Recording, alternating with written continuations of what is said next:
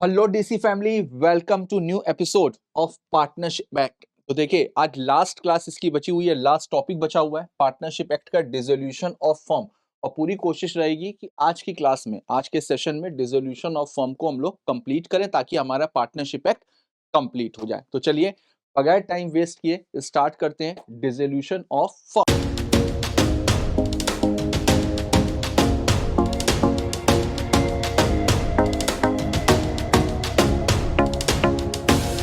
तो देखिए, ये चीज मैंने आपको पहले भी बताई हुई है। डिसोल्यूशन ऑफ फर्म और डिसोल्यूशन ऑफ पार्टनरशिप, इन दोनों में फर्क होता है। क्या फर्क होता है? डिसोल्यूशन ऑफ पार्टनरशिप का मतलब वो रिलेशन डिसॉल्व हो रहा है। पार्टनरशिप का मैंने मतलब क्या बताया था? पार्टनरशिप का मतलब बताया था एक रिलेशन बिटवीन पार्टनर्स। तो अगर डिसोल्यूशन ऑफ पार्टनरशिप है तो इसका मतलब वो रिलेशन डिसॉल्व हो रहा है। डिसोल्यूशन ऑफ फर्म है तो इसका मतलब फर्म डिसॉल्व हो रही है, यानी कि बिजनेस अब वाइंड अप हो रहा है। तो देखते हैं एक बार। तो देखिए, सबसे पहले सेक्शन 39, तो देखते हैं सेक्शन 39 क्या बोल रहा है। According to section 39 of the Indian partnership act 1932, the dissolution of partnership between all partners of a firm is called the dissolution of the firm. जब सारे के सारे पार्टनर्स का रिलेशन खत्म हो जाएगा, जब सारे के सारे पार्टनर्स का रिलेशन खत्म हो जाएगा, तो इसका मतलब क्या होगा? तब फिर फर्म डिसॉल्व हो जाएगी। दस, the dissolution of firm means the discontinuation of the legal relation existing between all the partners of the firm.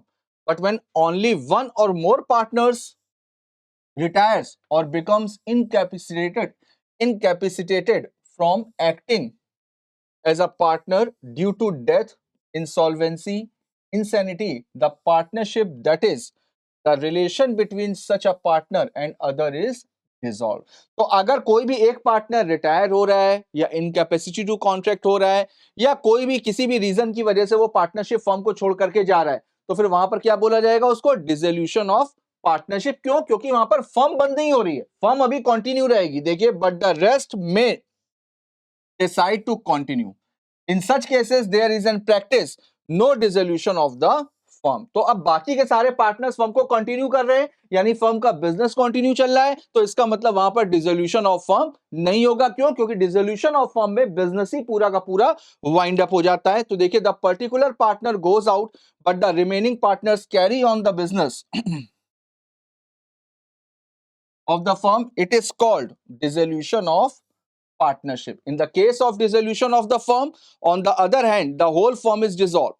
The partnership terminate as between each and every partner of the firm. तो dissolution में क्या होता है? पूरी की पूरी firm dissolve होती है, जबकि पार्टनरशिप में क्या होता है? एक या दो पार्टनर से रिलेशन बाकी सारे पार्टनर्स का डिसॉल्व होता है। तो यही फर्क है डिसोल्यूशन ऑफ फर्म और डिसोल्यूशन ऑफ पार्टनरशिप में।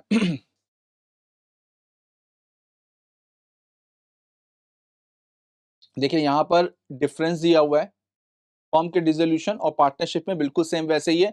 कंटिन्यूएशन ऑफ बिजनेस, तो यहां पर डिसोल्यूशन ऑफ फर्म में बिजनेस डिसकंटिन्यू हो जाता है, जबकि डिसोल्यूशन ऑफ पार्टनरशिप में बिजनेस में कोई भी फर्क नहीं पड़ता है। यहां पर वाइंड अप हो जाएगी फर्म, डिसोल्यूशन ऑफ पार्टनरशिप में वाइंड अप नहीं होगी। फर्म को डिसॉल्व किया जा सकता है ऑर्डर ऑफ कोर्ट से भी, लेकिन रिलेशन डिसॉल्व नहीं होगा ऑर्डर ऑफ कोर्ट से। इसको, अगर डिसोल्यूशन ऑफ फर्म हो रहा है तो इसका मतलब डिसोल्यूशन ऑफ पार्टनरशिप भी होगा, लेकिन ये जरूरी नहीं है कि डिसोल्यूशन ऑफ पार्टनरशिप हो तो डिसोल्यूशन ऑफ फर्म भी हो। और फर्म के बाद जितने भी बुक्स ऑफ अकाउंट्स होते हैं उनका फाइनली क्लोजर हो जाता है जब फर्म बंद होती है, क्योंकि अब तो कोई काम करना नहीं है, अब तो बिजनेस ही खत्म हो गया, तो फाइनल क्लोजर ऑफ बुक्स हो जाता है डिसोल्यूशन ऑफ फर्म में, जबकि डिसोल्यूशन ऑफ पार्टनरशिप में फर्म का फाइनल क्लोजर नहीं होता है। तो यही मेन डिफरेंस है आपके।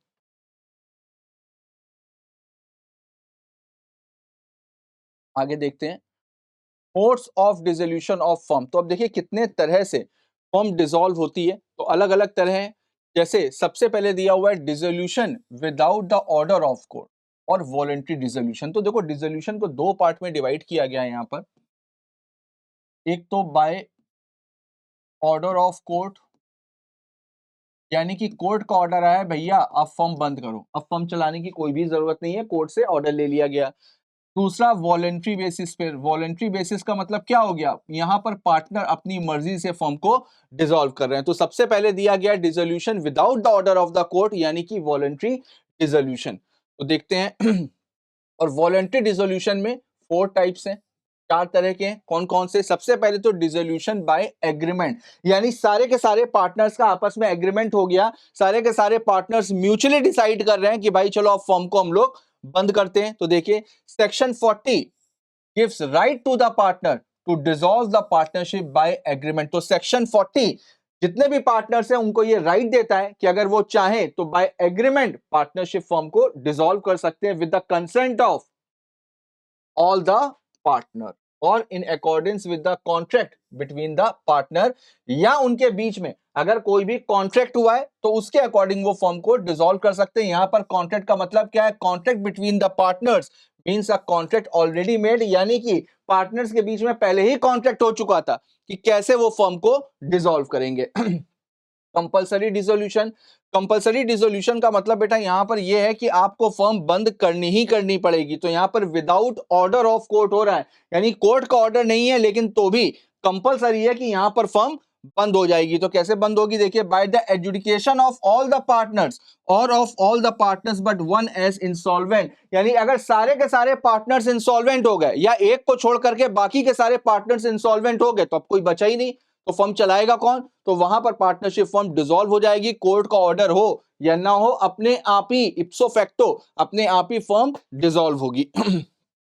by the happening of an event which makes it unlawful of the business of the firm to be carried on or for the partners to carry it on partnership। अब अगर मान लीजिए firm जो business कर रही थी अचानक से लॉ में चेंजेस आ गए या गवर्नमेंट का कोई नोटिफिकेशन आ गया, जो बिजनेस फर्म कर रही थी उसी बिजनेस को अगर अनलॉफुल डिक्लेयर कर दिया गया है तो वहां पर अब आगे अनलॉफुल बिजनेस तो कर नहीं पाएगी, तो वहां पर भी फर्म डिसॉल्व होगी। However, when more than one separate adventure or undertaking is carried on, अब अगर मान लीजिए कि एक से ज्यादा बिजनेस है तो एक से अगर ज्यादा बिजनेस है तो भाई वो वाला बिजनेस बंद कर दिया, बाकी के बिजनेस के लिए अपना पार्टनरशिप चलती रहेगी।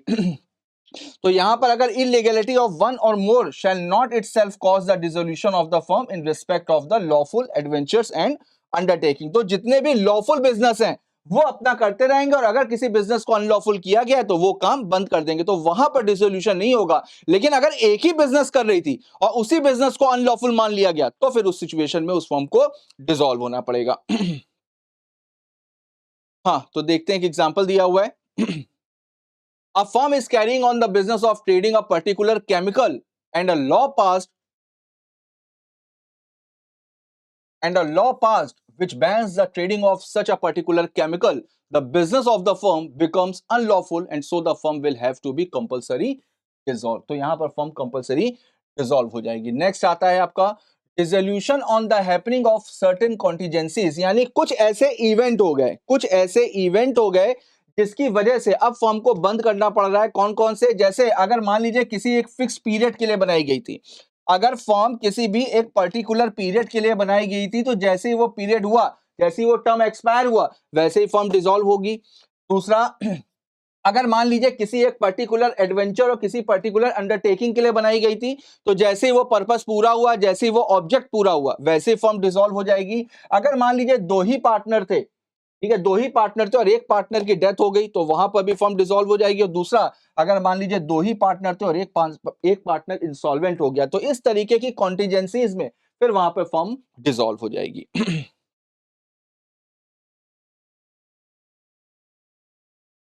नेक्स्ट देखिए, फोर्थ है तो इसके 4 पार्ट थे, 3 हम लोगों ने किए।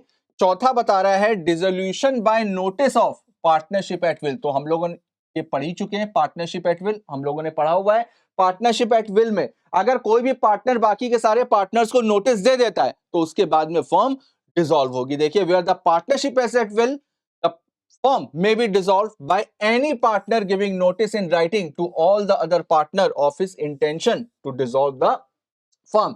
तो जहां पर अगर एक पार्टनर बाकी के सारे पार्टनर्स को नोटिस दे देता है, अपनी इंटेंशन बता देता है कि भाई अब फर्म को बंद करने का समय आ गया, अब फर्म को डिसॉल्व करना है, तो वहां पर नोटिस के थ्रू भी फर्म को डिसॉल्व किया जा सकता है। आगे देखते हैं, in case date is mentioned in the notice. अब देखिए फर्म कब से डिसॉल्व मानी जाएगी, तो अगर मान लीजिए कोई डेट मेंशन है नोटिस में, ठीक है, तो the firm is dissolved as from the date mention in the notice as the date of dissolution, और in case no notice is so mention as from the date of communication of the notice. तो अगर notice में कोई भी date दी हुई है यानी partner ने जो नोटिस भेजा है उस नोटिस में कोई डेट लिखी हुई है कि इस डेट से फर्म डिसॉल्व होगी, तो उसी डेट से फर्म का डिसोल्यूशन माना जाएगा। और अगर कोई भी डेट नहीं लिखी हुई है तो वहां पर यह अज्यूम किया जाएगा कि पार्टनर जल्द से जल्द और तुरंत के तुरंत फर्म को डिसॉल्व करना चाहता है। तो जिस दिन कम्युनिकेशन कंप्लीट होगा, जिस दिन नोटिस का कम्युनिकेशन कंप्लीट होगा, उस दिन से फर्म को डिसॉल्व मान लिया जाएगा। और ये चीज हम लोग पहले ही पढ़ चुके हैं, कम्युनिकेशन कब कंप्लीट होगा, जब सामने वाले की नॉलेज में वो नोटिस आ जाएगा, तब से फर्म को डिसॉल्व मान लिया जाएगा। आगे देखते हैं। अब देखिए नेक्स्ट आता है आपका डिसोल्यूशन बाय द कोर्ट। तो अभी हम लोग पढ़ रहे थे without the order of court, यानी कोर्ट के ऑर्डर की रिक्वायरमेंट नहीं है, वॉलंटरी बेसिस पे फर्म डिसॉल्व हो रही है, ठीक है। नेक्स्ट आता है आपका ऑर्डर ऑफ कोर्ट। तो कई सारी ऐसी सिचुएशंस होती है जहां पर कोर्ट ऑर्डर कर देती है कि भाई अब इस फर्म को बंद करना है। तो देखिए कोर्ट में at the suit of the partner dissolve a firm on any of the following ground. तो अब अगर किसी भी पार्टनर को फर्म डिसॉल्व करनी है तो उसके पास में एक ऑप्शन और है। क्या ऑप्शन है कि वो कोर्ट जाएगा, कोर्ट में जाकर के सूट फाइल करेगा। किस बात का सूट फाइल करेगा? फर्म के क्लोजर का, फर्म को डिसॉल्व करने का। तो वहां पर कोई भी पार्टनर फर्म में सूट फाइल कर सकता है फर्म को डिसॉल्व करने का, और कोर्ट वहां पर ऑर्डर पास कर सकती है इन सारे ग्राउंड्स पे, नीचे जितने भी ग्राउंड्स लिखे हुए उन सारे ग्राउंड्स पे फर्म को क्लोज किया जा सकता है। जैसे सबसे पहले इंसैनिटी और अनसाउंड माइंड। तो अब अगर मान लीजिए कोई भी पार्टनर, अगर कोई भी पार्टनर है जो कि एक्टिव है, नॉट अ स्लीपिंग पार्टनर, ठीक है, अगर कोई एक्टिव पार्टनर है वो अनसाउंड माइंड का है या इंसैनिटी में आ गया है, तो फिर उस सिचुएशन में फर्म को डिसॉल्व किया जा सकता है। देखिए where a partner has become of unsound mind the court may dissolve the firm on a suit of other partners और by the next friend of the insane partner. Temporary sickness is no ground for dissolution of the firm. तो अगर temporary sickness है, उस समय की बात है, उस समय की बीमारी है, तो फिर वहां पर नहीं। लेकिन हाँ, अगर कोई अनसाउंड माइंड का हो गया है या मेंटल इश्यूज हैं उसके साथ में, तो उस सिचुएशन में कोई जो दूसरा पार्टनर है वो कोर्ट में सूट फाइल करेगा, या नेक्स्ट फ्रेंड, यहां पर क्या लिखा हुआ है, next friend of the insane partner, यानी जो पार्टनर अनसाउंड माइंड का हुआ है उसका कोई लीगल रिप्रेजेंटेटिव जो उसको कोर्ट में रिप्रेजेंट कर रहा है वो भी सूट फाइल कर सकता है, वो भी सूट फाइल कर सकता है फर्म के डिसोल्यूशन के लिए। तो कोई भी पार्टनर कर सकता है, या जो पार्टनर अनसाउंड माइंड का हुआ है उसका लीगल रिप्रेजेंटेटिव भी कोर्ट जाकर के फर्म को डिसॉल्व करवा सकता है। एग्जांपल देखते हैं। A, B, and C are partners in a firm. A has severe in A has severe infection and got typhoid. Due to this, he was not able to conduct business for few weeks. This kind of illness cannot be treated as a ground of dissolution. तो देखिए यहाँ पर 4 हफ्ते के लिए, कुछ हफ्तों के लिए उसको टाइफाइड हुआ है, तो इस बेसिस पर फर्म को बंद नहीं करवाया जाएगा, कोई कुछ समय के बाद में उसकी तबीयत सही भी हो जाएगी। आगे देखते हैं परमानेंट इनकैपेसिटी। तो ये जो इनकैपेसिटी है, अगर ये परमानेंट नेचर की है, यानी परमानेंटली वो इनकैपेबल हो गया है, तो भी उस सिचुएशन में कोर्ट में जाकर के फर्म को डिसॉल्व करवाया जा सकता है। तो when a partner other then partner suing has become anyway permanently incapable of performing his duties as partner, then the court may dissolve the firm. तो यहां पर अगर कोई भी पार्टनर परमानेंट इनकैपेबल हो गया है, परमानेंट इनकैपेसिटी में आ गया है, तो जो दूसरा पार्टनर है वो कोर्ट में जाकर के सूट फाइल कर सकता है फर्म को डिसॉल्व करवाने के लिए। सच परमानेंट इनकैपेसिटी में रिजल्ट फ्रॉम फिजिकल डिसेबिलिटी और इलनेस एक्सेट्रा। और ये जो परमानेंट डिसेबिलिटी हुई है तो ये बेसिकली फिजिकल भी हो सकती है और बीमारी से भी हो सकती है, और अगर मेंटल है तो फिर मेंटल आ जाएगा। तो चाहे फिजिकल हो, चाहे मेंटल हो, चाहे कोई बीमारी हो, इस सिचुएशन में फर्म को डिसॉल्व किया जा सकता है by passing order of court. Next देखिए क्या है, नेक्स्ट है मिसकंडक्ट। अब अगर कोई भी पार्टनर लगातार मिसकंडक्ट कर रहा है, कोई भी गलत काम कर रहा है, तो फिर उस सिचुएशन में भी कोई भी दूसरा पार्टनर फर्म कोर्ट में जाकर के फर्म को डिसॉल्व करवा सकता है। देखिए where a partner is guilty of conduct which is likely to affect prejudicially the carrying on of business, the court may order off for dissolution of the firm। तो बिल्कुल अगर कोई भी पार्टनर लगातार कुछ भी गलत काम कर रहा है जिससे सीधा असर किसके ऊपर पड़ रहा है, जिससे सीधा असर पड़ रहा है बिजनेस के ऊपर, ठीक है, तो उस केस में भी कोर्ट ऑर्डर पास कर सकती है डिसोल्यूशन ऑफ फर्म का। By giving regard to the nature of business, it is not necessary that misconduct must relate to the conduct of the business. The important point is the adverse effect of misconduct on the business. देखो जरूरी नहीं है कि जो वो गलत काम कर रहा हो, दोनों बातों में बेटा फर्क है, ध्यान रखना। जरूरी नहीं है कि जो वो मिसकंडक्ट कर रहा है, जो गलत काम कर रहा है, वो बिजनेस से रिलेटेड। लेकिन अगर कोई दूसरे तरह का गलत काम कर रहा है और उसका असर सीधे बिजनेस पे पड़ रहा है, तो वहां पर भी फर्म को क्लोज किया जा सकता है। तो जरूरी नहीं है जो वो गलत काम कर रहा है वो बिजनेस से रिलेटेड हो, वो बिजनेस के बाहर भी हो सकता है। लेकिन अगर उसका एडवर्स इफेक्ट बिजनेस पे पड़ रहा है, काम खराब हो रहा है, गुडविल खराब हो रही है, बिजनेस प्रॉपर तरीके से नहीं चल पा रहा है, तो उस सिचुएशन में दूसरा पार्टनर कोर्ट में जाकर के फर्म को क्लोज करा सकता है। In each case, nature of business will decide whether an act is conduct or not। तो देखिए ये कोर्ट के ऊपर डाला गया है। कोर्ट डिसाइड करेगी कि भाई नेचर ऑफ बिजनेस क्या है और उस वो जो गलत काम कर रहा है उसका एडवर्स इफेक्ट बिजनेस के ऊपर पड़ेगा या नहीं पड़ेगा, तो ये कोर्ट डिसाइड करेगी। परसिस्टेंट ब्रीच ऑफ एग्रीमेंट, लगातार वो ब्रीच ऑफ एग्रीमेंट कर रहा है, यानी कि जो पार्टनरशिप डीड है लगातार उसका वायलेशन कर रहा है, तो वहां पर भी फर्म को क्लोज किया जा सकता है। देखिए where a partner other than the partner suing willfully और persistently commits breach of agreement relating the management of the affairs of the firm or the conduct of its business or otherwise so conduct himself in matters relating to the business that it is not reasonably practicable for other partner to carry on the business in partnership with him, then the court may dissolve the firm at the instance of any of the partner। तो अगर कोई भी partner लगातार firm का जो agreement है partnership deed का violation कर रहा है जिसकी वजह से बाकी के सारे पार्टनर्स का बिजनेस कर पाना पॉसिबल नहीं हो रहा है, तो भी उस केस में फर्म को तुरंत क्लोज किया जा सकता है। आगे देखते हैं। अब देखिए ब्रीच ऑफ कॉन्ट्रैक्ट की जो कैटेगरी है उसको बताया गया है कितने तरह की हो सकती है। देखिए embezzlement, sorry, keeping erroneous accounts, holding more cash than allowed, refusal to show accounts despite repeated request. तो ये सारी सिचुएशंस बताई गई हैं, इन सारी सिचुएशंस को ब्रीच ऑफ कॉन्ट्रैक्ट माना गया है, तो ब्रीच ऑफ कॉन्ट्रैक्ट की ये कैटेगरी है। एग्जांपल एक बार देख लेते हैं। If one of the partner keeps erroneous accounts and omits to enter receipts, or if there is continued quarrels between the partners, or there is such a state of things that destroy the mutual confidence of partner, the court may order for dissolution of the firm. अब partners के बीच में अक्सर लड़ाई झगड़े हो रहे हैं, वो प्रॉपर अकाउंट्स मेंटेन नहीं कर रहा है, फर्म में म्यूचुअल कॉन्फिडेंस पूरी तरीके से खत्म हो चुका है, कोई किसी के ऊपर भरोसा नहीं कर रहा, तो ये सारे के सारे रीजन हो सकते हैं, इसकी वजह से कोर्ट फर्म को डिसॉल्व कर सकते हैं। तो यहां तक आपको क्लियर हो गया होगा। ई वाला पॉइंट देखते हैं।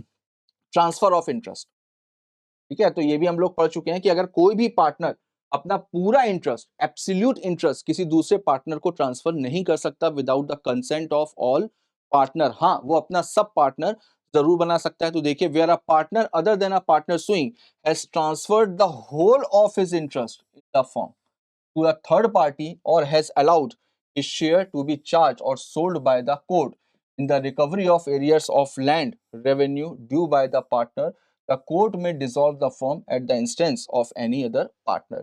अब अगर कोई पार्टनर है उसके कोई क्रेडिटर हैं या लैंड के कुछ रेवेन्यूज बचे हुए हैं जिसकी वजह से उसको अपना शेयर देना पड़ रहा है, मजबूरी में देना पड़ रहा है, या उसने अपनी मर्जी से अपना पूरा का पूरा इंटरेस्ट किसी थर्ड पर्सन को ट्रांसफर कर दिया है, तो जो दूसरा पार्टनर है वो बिल्कुल कोर्ट में जा सकता है और कोर्ट में जाकर के बोल सकता है कि भाई आगे से मेरे को पार्टनरशिप कंटिन्यू नहीं करना, वहां पे फर्म को डिसॉल्व करना है। आगे देखिए कंटिन्यूअस और परपेचुअल लॉसेस, फर्म लगातार लॉस में चल रही है, बिजनेस लगातार लॉस में चल रहा है, आप लॉस में कब तक चलाओगे, तो वहां पर भी फर्म को डिसॉल्व किया जा सकता है। Where the business of the firm can not be carried on except at loss in future also. तो यहां पर पता है कि फ्यूचर में भी फर्म केवल और केवल लॉस में चलेगी, तो वहां पर भी कोर्ट फर्म को डिसॉल्व करने का ऑर्डर दे सकती है। तो देखिए 6 मेथड यहाँ पर दिए हुए हैं आपके ऑर्डर ऑफ कोर्ट के केस में, 6 नहीं सॉरी 7 एक और दिया हुआ है, इसको भी देख लेते हैं। जस्ट एन इक्विटेबल ग्राउंड, और अगर कोर्ट को वाकई में ऐसा लगता है कि अब इस फर्म को बंद कर देना ही सही है, ये कोर्ट की डिस्क्रिशनरी पावर में, ये जो जी वाला पॉइंट है ये कोर्ट की डिस्क्रिशनरी पावर है। कि अगर कोर्ट को वाकई में सही लगता है कि फर्म के बिजनेस को बंद कर देना ज्यादा सही है, तो भी उस केस में कोर्ट ऑर्डर पास कर सकता है। देखिए, where the court consider any other ground to be just and equitable for the dissolution of the firm, it may dissolve a firm. The following are the cases for the just and equitable ground. तो कुछ cases दिए गए, जैसे deadlock in the management, अभी management पूरी तरीके से खत्म हो चुका है, where the partners are not in talking terms between them, उनके बीच में बातचीत वगैरह सब खत्म हो चुकी है, लॉस लगातार होता चला जा रहा है, कोई भी पार्टनर स्टॉक एक्सचेंज में गैम्बलिंग कर रहा है, फर्म का पूरा पैसा स्टॉक मार्केट में लगा दे रहा है, तो इस तरीके के लॉसेस में फर्म को बंद कर देना ही ज्यादा सही। देखिए, यहाँ पर दिया हुआ है, तो डिसोल्यूशन ऑफ फर्म कितने तरह से हो सकता है, विदाउट ऑर्डर ऑफ कोर्ट और by order of court, section 40 to 43 and section 44। तो सेक्शन 44 में कितने ग्राउंड है, insanity, misconduct, permanent incapacity, persistent breach of agreement, transfer of interest, continuous loss and just and equitable ground. तो ये सारे हम लोगों ने पढ़े, ठीक है। उसके बाद में विदाउट ऑर्डर ऑफ कोर्ट में section 40 to 43, by mutual agreement, compulsory dissolution on happening of certain contingencies, और बाय, तो ये सारे पॉइंट हम लोगों ने पढ़े। आगे देखते हैं।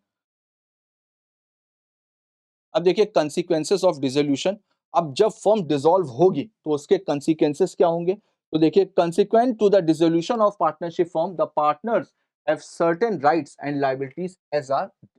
देखिए, पार्टनर्स की कुछ ऑब्लिगेशंस भी होंगी, कुछ राइट्स भी होंगे, तो देखते हैं कौन कौन से। तो लायबिलिटी, सबसे पहले, liability for acts of partner done after dissolution, section 45 has twofold objective.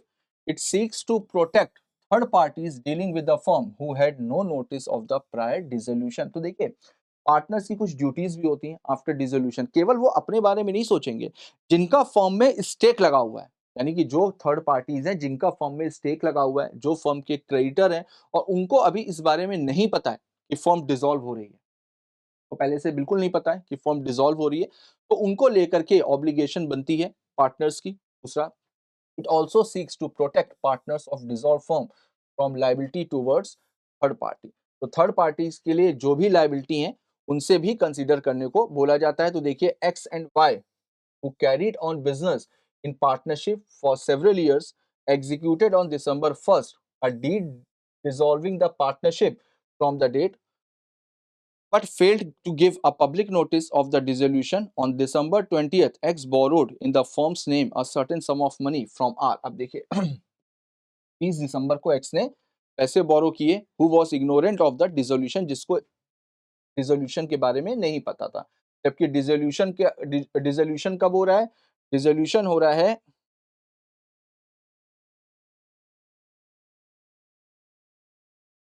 1 दिसंबर, एक 1 दिसंबर को डिसोल्यूशन हो रहा है, 20 तारीख को उसने पैसे बोरो किए, who was ignorant of the dissolution, in such a case boy also would be liable for the amount because no public notice was given। तो यहाँ पर पब्लिक नोटिस तो दिया नहीं, पब्लिक को तो पता नहीं है, तो पब्लिक को भी तो बताना जरूरी है, तो यहाँ पर पार्टनर्स की लायबिलिटी बनती है, और पार्टनर्स की लायबिलिटी के यहाँ पर दो ऑब्जेक्टिव हैं। क्या ऑब्जेक्टिव है, कि सबसे पहले थर्ड पार्टीज को अगर नहीं पता है तो उनके लिए भी ऑब्लिगेशन बननी जरूरी है। तो यहाँ पर फर्म के बंद होने का टाइम क्या था, 1 दिसंबर को, लेकिन पब्लिक नोटिस दिया नहीं, पब्लिक को तो पता नहीं था। एक पार्टनर ने क्या किया, एक पार्टनर ने 20 तारीख को कुछ पैसे उधार ले लिए फर्म के नाम से, ठीक है, और जिससे लिए मिस्टर आर से, इसको फर्म के डिसोल्यूशन के बारे में पता नहीं था। तो यहाँ पर बोला गया दोनों पार्टनर एक्स और Y both are liable for the amount because no public notice was given. तो दोनों की लायबिलिटी बनेगी, क्यों, क्योंकि अभी पब्लिक नोटिस इशू नहीं किया गया है। तो अगर फर्म डिसॉल्व हो रही है तो उस केस में पब्लिक नोटिस जाना बहुत जरूरी है, थर्ड पार्टीज को बताना बहुत जरूरी है। अगर थर्ड पार्टीज को आपने नहीं बताया है तो फिर बिजनेस हो या ना हो, सारे के सारे पार्टनर्स बराबर उनकी लायबिलिटी कंटिन्यूअसली चलती रहे। आगे देखते हैं। However, there are certain exceptions to the rule stated in above example, that is, even where notice of dissolution has not been given, there will be no liability for subsequent acts in case of। अब देखिए, यहाँ पर कुछ exceptions दिए गए, यहाँ पर अगर फर्म डिसॉल्व हो गई है या डिसॉल्व हो रही है और पब्लिक नोटिस नहीं दिया गया है, लेकिन तो भी पार्टनर्स की लायबिलिटी नहीं बनेगी। जैसे the state of the deceased partner, अब अगर किसी भी पार्टनर की डेथ हो गई तो उसकी स्टेट लायबल नहीं होगी, इसका प्रोविजन हम लोग पहले पढ़ चुके हैं। एन इंसॉल्वेंट पार्टनर, अब अगर कोई भी पार्टनर इंसॉल्वेंट हो चुका है तो उसकी भी लायबिलिटी कोई नहीं बनेगी, और डोरमेंट पार्टनर, डोरमेंट का मतलब इनएक्टिव, इनएक्टिव का मतलब उसके बारे में लोगों को पता ही नहीं था कि ये पार्टनर है, तो उसकी भी लायबिलिटी नहीं बनेगी। A partner who was not known as a partner to the person with the firm, तो ये इसके एक्सेप्शन में आते हैं, इनकी कोई भी लायबिलिटी नहीं बनेगी। तो ये देखिए, ये तो हो गए आपकी ऑब्लिगेशंस, लायबिलिटीज। अब उसके बाद में राइट्स क्या होते हैं? Right of partner to have business bound up after dissolution. तो डिसोल्यूशन के बाद में पार्टनर्स का राइट क्या होगा? बिजनेस को क्लोज करना, बिजनेस के जितना भी पैसा, जितना भी अमाउंट, जितनी भी पेमेंट्स मार्केट में है, उन सारे के सारे अमाउंट को रिकवर करना। देखिए, on the dissolution of a firm, every partner or his representative is entitled, as against all the other partner or their representative, to have the property of the firm applied in payment of the debts. तो firm की जितनी भी property है, जो भी partnership property है, उसको apply किया जाएगा ताकि फर्म के डेट्स को, फर्म की लायबिलिटीज को पूरी तरीके से चुकाया जा सके। And to have the surplus distributed among the partner और their representative according to their rights. और फर्म इस सारी लायबिलिटीज को चुकाने के बाद में अगर कुछ भी पैसा बचता है तो वो उनको आपस में डिस्ट्रीब्यूट किया जाएगा, ये इनका राइट है। ये सारी बेसिक चीजें हैं, ये सब आप पहले भी देख चुके होंगे। आगे देखते हैं, continuing authority of partner for purposes of winding up. तो वाइंडिंग अप के लिए क्या क्या चीजें जरूरी हैं, ठीक है, तो वो राइट्स उनके पास में कंटिन्यूअस होंगे। देखिए, after the dissolution of a firm, the authority of each partner to bind the firm and the other mutual rights and obligation of the partner continue, notwithstanding the dissolution, so far as may be necessary to wind up the affairs of the firm। तो देखो, firm अगर dissolve हो भी रही है तो firm को dissolve करने के लिए, बिजनेस को वाइंड अप करने के लिए, फर्म का डिसॉल्व होने, ऑब्वियसली कि फर्म के डिसॉल्व होने के बाद में बिजनेस तो बंद हो गई होगा, लेकिन ऐसा थोड़ी ना है कि बिजनेस इतनी आसानी से, इतनी जल्दी बंद हो जाता है। अभी फर्म डिसॉल्व हो गई है, लेकिन फर्म के डिसॉल्व होने और बिजनेस बंद करने, इन दोनों बातों में फर्क है। तो जब तक बिजनेस पूरी तरीके से वाइंड अप नहीं हो जाता, जब तक बिजनेस पूरी तरीके से खत्म नहीं हो जाता, तब तक उनकी जो म्यूचुअल रिलेशनशिप है, जो म्यूचुअल उनके राइट्स और जो लायबिलिटीज हैं, वो उनके कंटिन्यू रहेंगे तब तक जब तक बिजनेस बंद नहीं हुआ। तो देखो, डिसोल्यूशन ऑफ पार्टनरशिप एक अलग चीज है, डिसोल्यूशन ऑफ फर्म एक अलग चीज है, और वाइंडिंग अप ऑफ बिजनेस ये अलग चीज है। तो तीनों केसेस अलग अलग हैं, और डिसोल्यूशन ऑफ फर्म के बाद में ये तो तय है कि बिजनेस बंद होना है, लेकिन जब तक बिजनेस बंद नहीं होता तब तक उनके राइट्स और ऑब्लिगेशन बने रहेंगे। तो देखिए, and to complete transaction begun but unfurnished at the time of dissolution but not otherwise. तो अगर कोई भी ट्रांजैक्शन जो इनकम्प्लीट है तो उसको कंप्लीट किया, कोई नए नहीं किए जाएंगे, कोई भी नया ट्रांजैक्शन नहीं होगा, लेकिन जो इनकम्प्लीट है उसको तो कंप्लीट किया जाएगा। Provided that the firm is no case bound by the acts of a partner who has been adjudicated insolvent। अब देखो, अगर कोई भी पार्टनर इंसॉल्वेंट अगर हो गया तो उसका फर्म के साथ में रिलेशन खत्म हो जाता है, ये चीज हम लोग पहले ही पढ़ चुके हैं, ठीक। अब अगर कोई भी पार्टनर इंसॉल्वेंट हो गया है तो उसके किए गए काम के लिए फर्म लायबल नहीं होगी, फर्म के किए गए काम के लिए वो लायबल नहीं होगा। लेकिन अगर उसके इंसॉल्वेंट होने के बाद भी अगर कोई भी पर्सन, कोई भी थर्ड पार्टी, या इवन अगर कोई पार्टनर भी हो, वो अपने आप को एज अ पार्टनर रिप्रेजेंट करता है इंसॉल्वेंट पार्टनर का, तो फिर उसकी लायबिलिटी बनी रहेगी, बाकी किसी से उसका कोई मतलब नहीं होगा। लेकिन अगर कोई अपने आप को रिप्रेजेंट कर रहा है तो देखिए, who has been adjudicated insolvent, but this proviso does not affect the liability of any person who has after the adjudication represented himself or knowingly permitted himself। अब सब कुछ उसको पता है कि ये इंसॉल्वेंट हो गया, लेकिन उसके बावजूद अपने आप को रिप्रेजेंट कर रहा है। कैसे रिप्रेजेंट कर रहा है? As a partner of the insolvent, कि वो इंसॉल्वेंट का पार्टनर है, उसकी लायबिलिटी बनी रहेगी। बाकी उसके किए गए काम के लिए फर्म लायबल नहीं होगी, और फर्म के किए गए काम के लिए वो लायबल नहीं होगा। तो ये था आपका सेक्शन 47, जो सेक्शन 47 बताता है कंटिन्यूइंग अथॉरिटी। कंटिन्यूइंग अथॉरिटी का मतलब उनकी अथॉरिटी फर्म के डिसोल्यूशन के बाद भी चलती रहेगी। तो देखिए, नेक्स्ट आता है सेक्शन 48। 48 क्या बताता है? Modes of settlement of partnership account. अब पार्टनरशिप अकाउंट का सेटलमेंट कैसे होगा? तो देखिए, in settling the accounts of a firm after dissolution the following rule shall subject to agreement by the partner be observe. तो अगर उनके बीच में, अगर पार्टनर्स के बीच में पहले से कुछ तय हो चुका है कि फर्म के अकाउंट्स को इस तरीके से सेटल किया जाएगा, तो फिर उसी तरीके से सेटल किया जाएगा। लेकिन अगर पार्टनर्स के बीच में डिसाइड नहीं हुआ है तो फिर पार्टनरशिप एक्ट में जो रूल्स दिए गए उन रूल्स को फॉलो किया जाएगा। तो रूल्स देखिए क्या बोलते हैं।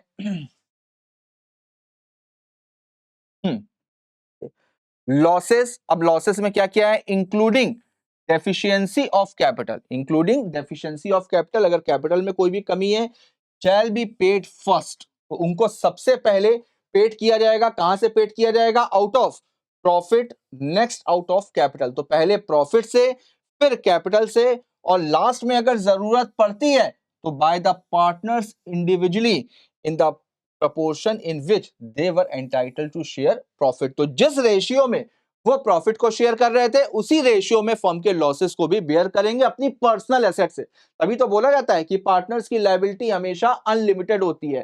तो सबसे पहले जो भी लॉसेस हैं, जो भी डेफिशिएंसीज हैं, उसको कहां से मीट आउट किया जाएगा, अगर फर्म के पास में कुछ प्रॉफिट्स हैं वहां से, उसके बाद में कैपिटल से, और जरूरत पड़ी तो पार्टनर्स पर्सनली लायबल होंगे। आगे देखते हैं।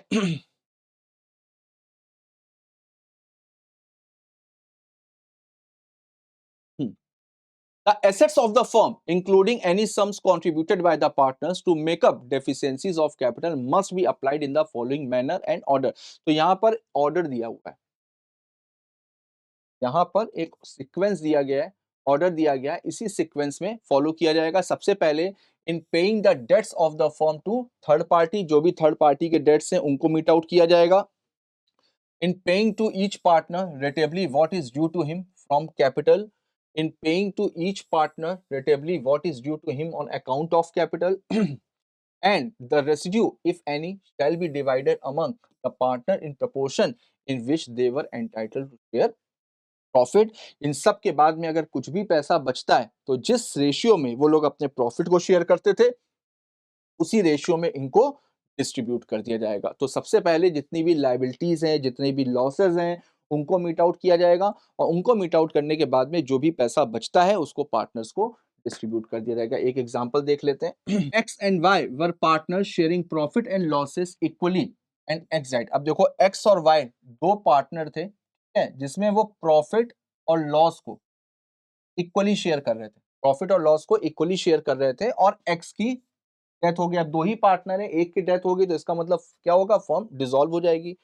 On partnership accounts it transpired that the contributed rupees 6,60,000 to the capital of the firm and Y only rupees 40,000, यानी X का contribution कितना था, 6,60,000, और Y का कितना दिया हुआ है, Y का दिया हुआ है 40,000। तो टोटल कंट्रीब्यूशन कितना हो गया, टोटल कंट्रीब्यूशन हो गया 7 लाख। टोटल फर्म की कैपिटल कितनी हो गई, 7 लाख। आगे देखते हैं। The assets amounted rupees 2 lakh. अब आज की तारीख में जो एसेट है वो कितने की है, 2 लाख की। तो इसका मतलब क्या हुआ, इसका मतलब लॉस हो गया कितना, जो कैपिटल लॉस हो रहा है वो कैपिटल लॉस कितना हो रहा है, 5 लाख। कैपिटल लॉस हो रहा है 5 लाख रुपए का। अब देखिए, इन सच सिचुएशन द डेफिशिएंसी, तो डेफिशिएंसी हम लोगों ने निकाल ली पहले ही, 5 लाख की, और would have to share equally by X and Y state. तो जो भी डेफिशिएंसी हो रही है, जो भी लॉस हो रहा है, उसको कैसे डिस्ट्रीब्यूट किया जाएगा, उसको जिस रेशियो में वो लोग अपने प्रॉफिट्स को शेयर करते थे उसी तरीके से इनको डिस्कस किया जाएगा। लेकिन if in the above example the agreement provided that on dissolution the surplus assets would be divided between the partners according to their respective interest। अब अगर यहां पर दोनों पार्टनर्स के बीच में एग्रीमेंट होता, और उस एग्रीमेंट में क्या दिया होता कि भाई अगर फर्म बंद होगी, जो भी डिसोल्यूशन होगा, तो जो भी सरप्लस एसेट होगी उसको डिवाइड किया जाएगा according to their respective interest in the capital, यानी उनका कैपिटल में कितना इंटरेस्ट है। अगर दोनों पार्टनर के बीच में जो एग्रीमेंट होता, जब वो फर्म बनाई थी, उन्होंने पहले से ही ये डिसाइड करके रखा कि भाई अगर कुछ भी सरप्लस होगा एसेट में, या अगर कोई भी लॉस होगा, या कोई भी डेफिशिएंसी इन कैपिटल होगी, ठीक है, उसको फर्म में जो भी इंटरेस्ट है उसके अकॉर्डिंग अगर डिस्ट्रीब्यूट किया जाएगा, तो फिर वहां पर क्या है, तो फिर वहां पर नुकसान ज्यादा किसका होता, वहां पर नुकसान ज्यादा बेटा एक्स का होता। क्यों, क्योंकि देखिए एक्स का इंटरेस्ट ज्यादा था ना। अब यहां पर भले ही इसने 40,000 रुपए, अगर इस वाली सिचुएशन के हिसाब से देखें तो यहां पर इक्वली लायबिलिटी क्रिएट हो रही है, तो यहां पर इसने पैसा कम लगाया, इसने पैसा कम लगाया, लेकिन इसको लॉस ज्यादा हो रहा है। है, Y को लॉस ज्यादा हो रहा है। लेकिन यहां पर अब आप देखो, अगर जितना पैसा कंट्रीब्यूट कर रहा है उसके अकॉर्डिंग अगर सारी चीजों का डिस्ट्रीब्यूशन होता, डेफिशिएंसी ऑफ कैपिटल का, या अगर प्रॉफिट होता तो उसका कंट्रीब्यूशन के अकॉर्डिंग होता, तो फिर उस केस में एक्स का ज्यादा होता। क्यों? क्योंकि एक्स का कंट्रीब्यूशन ज्यादा है, एक्स की एसेट ज्यादा लगी।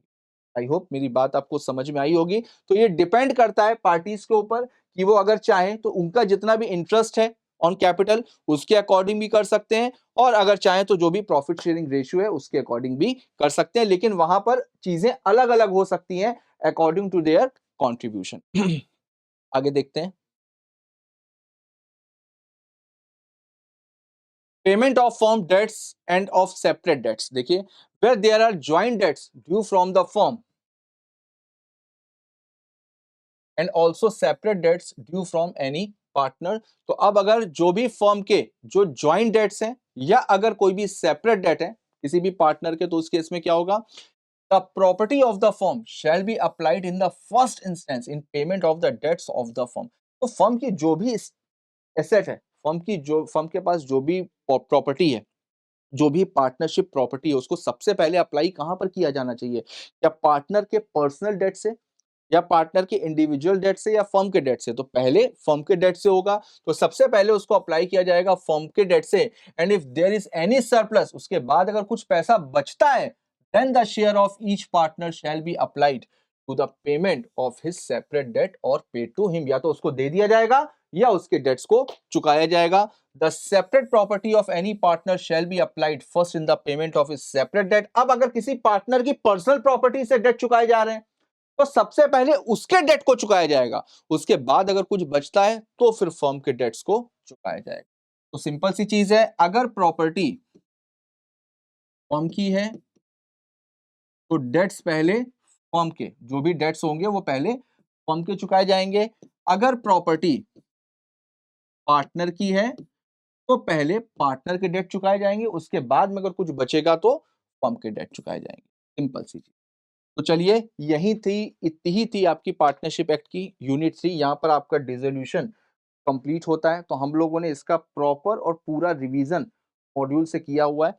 आई होप आप लोगों ने पूरा एंजॉय भी किया होगा, अच्छे से आपने रिवाइज भी कर लिया होगा, और आज जाकर के यूनिट 3 के जितने भी डिस्क्रिप्टिव क्वेश्चन हैं उन क्वेश्चंस को भी लगा लीजिएगा। लेकिन ये मेरा प्रॉमिस है कि आपके कहने से मैंने पार्टनरशिप एक्ट तो स्टार्ट किया, का मतलब ये नहीं कि आज मैंने एक्ट पढ़ा दिया उसके बाद रिस्पॉन्सिबिलिटी खत्म। बीच-बीच में मैं भी आपको मिलूँगा, आपके जितने भी डाउट्स हैं उसको भी डिस्कस करूँगा, पूरी कोशिश रहेगी आपको अच्छे से रिवाइज़ करवाने की। तो चलिए, जब तक कोई भी नया सेशन स्टार्ट नहीं होता है, तब तक के लिए all the best, goodbye, thank you, जल्द ही मिलते हैं, ऑल द बेस्ट।